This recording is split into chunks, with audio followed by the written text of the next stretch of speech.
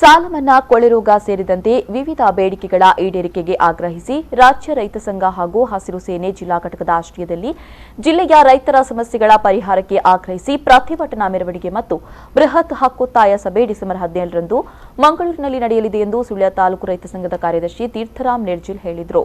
ಅವರು ಸುಳ್ಯದಲ್ಲಿ ಸುದ್ದಿಗೋಷ್ಠಿಯನ್ನು ಉದ್ದೇಶಿಸಿ ಮಾತನಾಡಿ, ಸಾಲ ಮನ್ನಾ ಯೋಜನೆಯಲ್ಲಿ ಅತಿ ಹೆಚ್ಚು ತೊಂದರೆಗೊಳಗಾದವರು ದಕ್ಷಿಣ ಕನ್ನಡದ ರೈತರು. ಈ ಸಾಲ ಮನ್ನಾದ ಗೊಂದಲ ಇನ್ನೂ ನಿವಾರಣೆಯಾಗಿಲ್ಲ.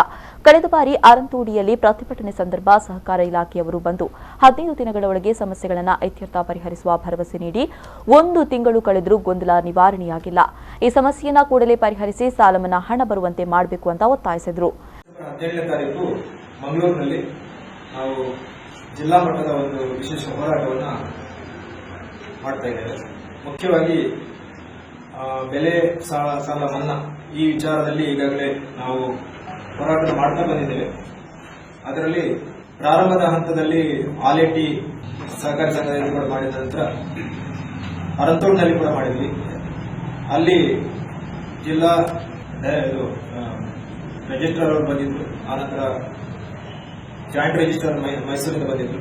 ಅವರು ಬಂದು ನಮಗೆ ಒಪ್ಪಿಗೆಯನ್ನು ಕೊಟ್ಟಿದ್ರು. ನಾವು ಎಲ್ಲ ಸರಿ ಮಾಡಿಕೊಡ್ತೇವೆ, ಸಾಲ ಮನ್ನಾ ಎಲ್ಲ ಅರ್ಹ ವ್ಯಕ್ತಿಗಳ ಖಾತೆಗಳಿಗೆ ನಾವು ಭರಿಸುವಂತ ವ್ಯವಸ್ಥೆ ಮಾಡ್ತೇವೆ ಅಂತ 15 ದಿವಸದೊಳಗೆ ಮಾಡ್ತೇವೆ ಅಂತ ಒಪ್ಪಿಗೆ ಕೊಟ್ಟಿದ್ರು.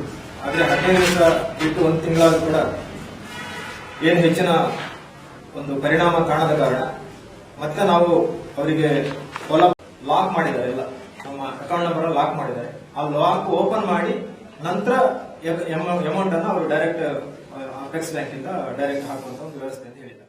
ಸುದ್ದಿಗೋಷ್ಠಿಯಲ್ಲಿ ರೈತ ಸಂಘದ ಮುಖಂಡರಾದ ದಿವಾಕರ್ ಪೈ, ಸೆಬಾಸ್ಟಿಯನ್ ಮಡಪಾಡಿ, ತೀರ್ಥರಾಮ್ ಗೌಡ ಉಳುವಾರು ಸೇರಿದಂತೆ ಮತ್ತಿತರರು ಉಪಸ್ಥಿತರಿದ್ದರು.